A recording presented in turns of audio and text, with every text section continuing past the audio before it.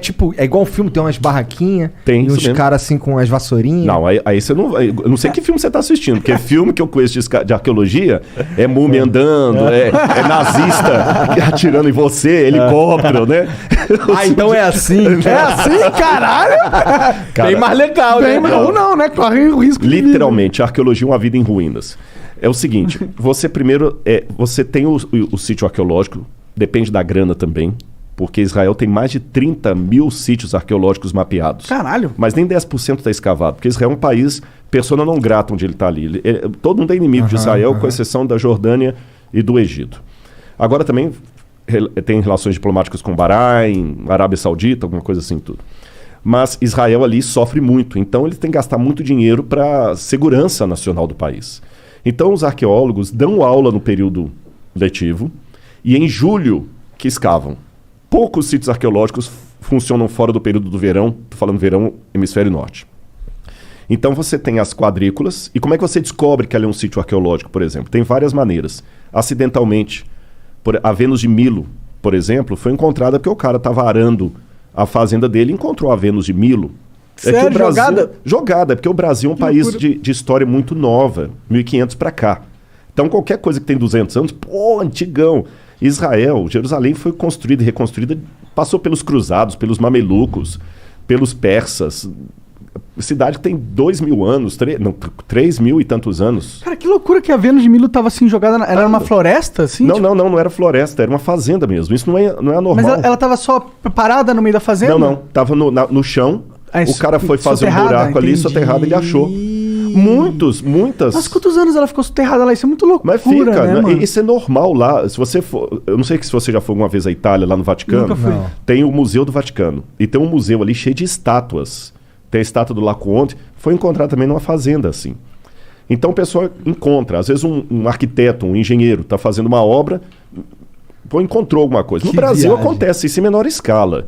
De vez em quando acontece. No Rio de Janeiro, os caras estão encontraram uma coisa lá antiga. Então vem a gente aqui no Brasil chama IPEM, que é o Instituto de História daqui do Brasil. Lá é o IAA, Israel Antiquities Authority. Eles vão, então, mapeiam. Aí você pode ter uma arqueologia de resgate, que, olha, você tem 20 dias para limpar tudo.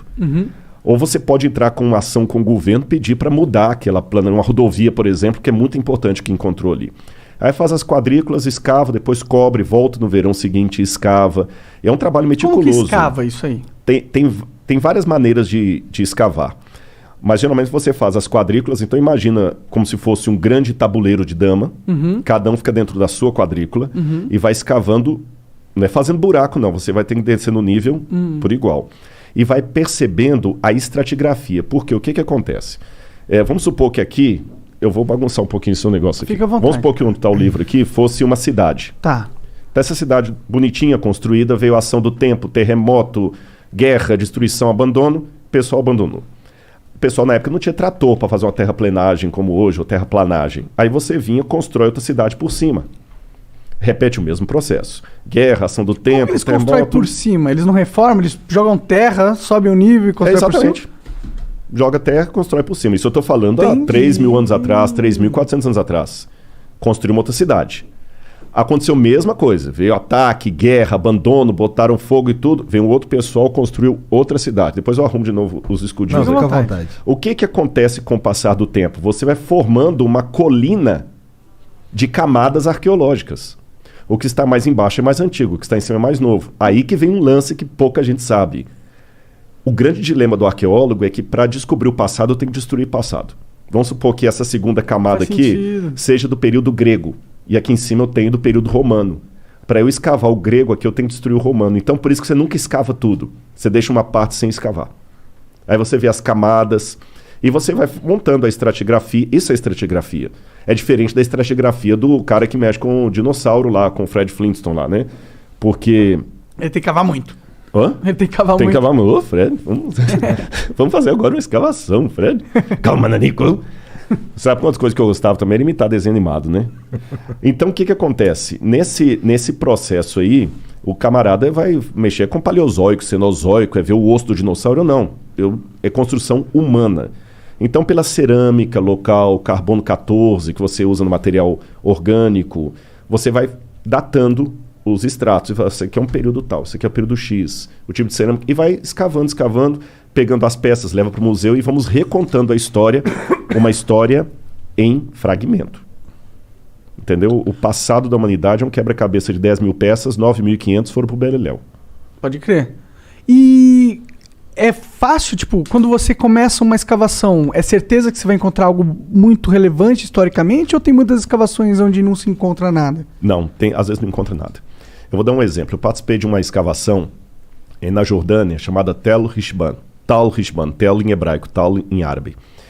E essa escavação, ela até uma universidade adventista, é uma das seniors ali, que é a Andrews, lá dos Estados Unidos, que eu tinha que escavar.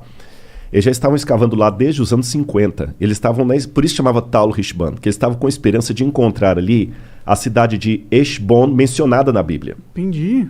Desde os anos 50 escavando. Caralho. E com dinheiro assim, contadinho na mão. A igreja adventista patrocinava, através da Andrews University, o governo da Jordânia, algumas pessoas que têm grana às vezes ajudam. Quando chegou no período persa, agora vocês já sabem pelas camadas, Sim. não tinha mais nada para baixo. Então aquela cidade que estavam escavando desde os anos 50, achando que era Tal Rishbon, não tinha porra nenhuma. não era. Será que escavarem mais pra baixo? Foram, mas aí tem uns aparelhos que usa, tipo um GPS, que você sabe a profundidade, não tem mais nada construído. Então acontece. Entendi. Aquela cidade não sabemos qual é, mas a Rishban da Bíblia não era. Teve um grupo de pessoas que gastaram a vida inteira pra achar essa porra e não acharam, mano. É. Mas é compensador, que às vezes... Você sabe que a melhor maneira de encontrar uma coisa é procurando outra. Às vezes... Verdade. É verdade. É verdade, pode olhar. Você perdeu aquele negócio em casa. Às vezes a O gente cara tem que uma inventou a surpresa. penicilina foi assim. Alexander Fleming, né? Alexander Fleming. Agora, você às vezes, assim, tem tantas surpresas em Israel. Vou dar um exemplo de um achado recente. Eles estavam fazendo uma rodovia no subúrbio de Jerusalém. Vou contar 2 exemplos rápidos aqui. Vai. E encontraram restos de um sítio arqueológico. Chamaram os arqueólogos. Olha, o que é isso aí tudo? Por favor, muda essa rodovia, que isso aqui é importante. Encontraram um templo pagão em Tel Motzar. Quando eu digo templo pagão, entenda. Um templo que tinha um tipo de religião que para Israel era proscrito. Você sabe, mesmo os caras que não são religiosos sabem que Israel não podia ter imagem de escultura, não podia ter ídolos. E lá tinha ídolos, tinha um monte de coisa. Entendi. E esse templo pagão funcionava a 6 quilômetros do templo de Jerusalém. Entendi, os caras eram hackers. Hackers. Agora, só que a surpresa foi como é que esse templo sobreviveu ali com o templo de Jerusalém a 6 quilômetros. Aí você vai nos livros de Jeremias na Bíblia, você entende por que Jeremias denunciou tanto a apostasia e falou, olha, porque vocês estão abandonando Deus, Deus vai tirar a proteção dele, Nabucodonosor vai destruir Jerusalém.